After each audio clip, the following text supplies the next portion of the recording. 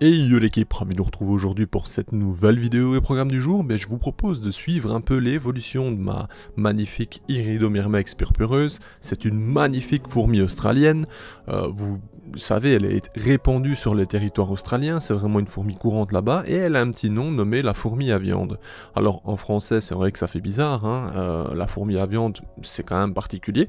Ce qu'il faut savoir, c'est que cette fourmi a quand même pas mal d'utilité, je vais dire, directement dans son pays, notamment auprès des agriculteurs. Lorsqu'il y a un animal mort dans les lieux, qu'importe la taille de celui-ci, ça peut bien entendu prendre une semaine pour le consommer, mais ces fameuses Iridomyrmex purpureuses vont s'en occuper et s'en régaler, c'est-à-dire qu'elles vont vraiment le consommer en intégralité jusqu'aux os.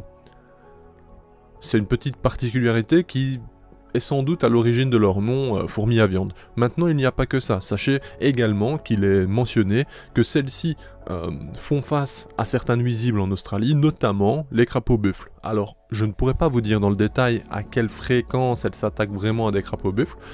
C'est mentionné, donc c'est que c'est probablement intéressant, je veux dire, c'est que ça a été remarqué à plusieurs reprises pour que ce le soit. Je n'ai pas vraiment idée, je vous avoue, hein, je l'ai lu 2-3 fois, mais maintenant, est-ce que c'est vraiment un impact conséquent? Je ne sais pas. Ce que je peux vous dire, c'est que lorsque ces fourmis se retrouvent dans les zones urbaines, ça peut devenir un problème et qu'il est difficile de s'en débarrasser.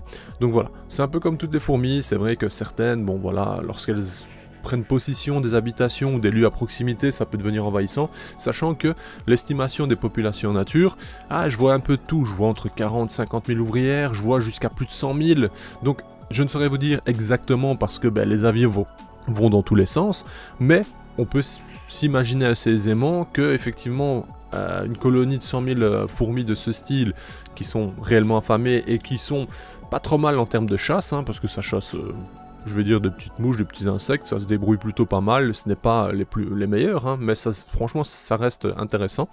Mais on peut s'imaginer que ça peut être dérangeant pour une habitation, et notamment pour ses habitants, qu'il y ait une telle colonie à proximité. Alors, la fourmi à viande, donc Iridomyrmex purpureuse, a été décrite pour la première fois en 1858 par l'entomologiste britannique Frederick Smith, et donc c'est vrai que ça commence à remonter, mais c'est un peu les années où, je vais dire, il y a eu une vague d'identification, si je puis dire, du moins de nomenclature, enfin de noms attribués à certaines fourmis. C'est là un peu les débuts, pas en général, hein, bien entendu, mais je veux dire, c'est vrai que dans ces dates-là, on a quand même pas mal d'identifications qui ont été faites de partout dans le monde. Donc c'est quand même intéressant de le savoir. Plus tard, bien entendu, il y a toujours des modifications, vous le savez, je ne vais pas en parler en détail, voilà, c'est... Si vous voulez vraiment, je veux dire, en apprendre plus sur l'espèce, je vous laisse utiliser Google et notamment Wikipédia ou ce genre de choses pour tomber sur plus d'informations sur elle. Mais bon, personnellement, je suis assez content de leur développement. Il faut savoir que ça peut être encore plus explosif, très clairement, parce que actuellement, certes, voilà, moi j'ai reçu, vous vous rappelez, avec 2-3 ouvrières, peut-être 4-5, dont 2 ou 3 mal formées, donc c'est qu'il y a je pense qu'il y avait quelque chose dans les conditions qui n'étaient pas bonnes, pas bon du tout, parce que pour qu'elle soit mal formée à la naissance directement et tout, c'est voilà, il y a un problème. Depuis, on voit, il n'y a plus trop de problèmes, on a une tonne de couvains, je leur ai fait une micro-pause de 2 mois environ où je les chauffais plus, mais voilà, nous ici c'est l'été, donc forcément on peut pas s'adapter à l'Australie exactement, donc voilà, j'ai fait ce que je pouvais, elles ont drastiquement ralenti tout de même. Maintenant je reprends la chauffe, on verra de manière progressive, on verra qu'est-ce que ça donne. On peut déjà voir à l'image que le couvain est immense, hein. En fait, quand on compare à d'autres colonies l'évolution, quand on compare à, par exemple, je ne sais pas, là on a plus d'une centaine d'ouvrières déjà, mais ça reste pas grand chose, et encore plus d'une centaine, je ne pense même pas, on est peut-être à une 80-100 ouvrières, j'en sais rien, quelque chose du style. Ce n'est pas énorme en soi, c'est un développement plutôt correct, hein, depuis la période qu'elles sont arrivées, ça me semble ok. Mais dites-vous que c'est une espèce que si vous nourrissez, chauffez bien, etc., sur un an, ça peut devenir immense. Sur 2 ans, c'est déjà quelque chose de complètement dingue. Donc voilà, si vraiment on leur offre une cadence en termes de nourriture, etc., qu'elles ont de l'abondance et qu'elles ne sont jamais limitées par ça, ça peut vraiment devenir presque ingérable par la suite. Alors, ce qui est bien, c'est qu'on n'a pas de risque de piqûre ou quoi que ce soit, c'est une espèce où vous n'avez aucun problème vis-à-vis de ça, donc ça c'est déjà une bonne chose à savoir. pas de panique lors des manipulations. C'est une espèce qui se déplace assez vite tout de même. Donc voilà, quand vous commencez à chipoter, moi j'encourage à prendre un périphérique. Je vous encourage à le faire alors que j'en ai pas dans cette vidéo, très clairement. C'est parce que tout simplement lors de l'achat, ce n'était pas prévu spécialement. Donc voilà, j'en ai pas pris et depuis j'ai oublié d'en commander pour ainsi dire. Et les frais de port depuis la Pologne sont assez élevés malheureusement pour ne prendre qu'un seul périphérique. Bref.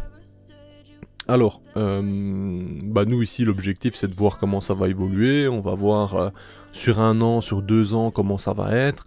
On va mettre à disposition les setups nécessaires pour elle. Je vais me tâter à augmenter les températures plus tard parce que c'est vrai que moi maintenant, je n'ose plus chauffer énormément. Pourtant, j'ai jamais eu de problème réellement, mais je sais pas, j'ai toujours cette réticence et pourtant c'est une espèce qui aime vraiment la chaleur. Donc je regarderai pour faire un point chaud, on verra comment ça se passe, si ça accentue vraiment le développement. Il faut savoir que de la ponte à la naissance de l'imago et d'une ouvrière, on a quasiment 2 mois. Certes ça bombarde, enfin du moins c'est ce que je constate actuellement, sans chauffer comme un goré, donc peut-être que, et c'est certainement vrai, la chaleur va certainement augmenter la vitesse de développement, donc à ce moment-là je vous tiendrai au courant. Il faudrait d'ailleurs que je reprenne des notes, comme je le faisais avant, pour vraiment avoir une trace écrite de ce que j'observe en termes de développement, etc. Maintenant quand il y a une tonne de couvains comme ici, c'est compliqué. Pour le développement, c'est assez simple de le faire quand c'est la fondation, parce qu'à ce moment-là, voilà, vous recevez votre reine, hop, elle a pondu, petite annotation, je ne sais pas, j'invente une date, j'écris la date, paf, je mets ponte, et ensuite, petit à petit, je suis le développement, ok, éclosion des œufs, petite larve, une telle date.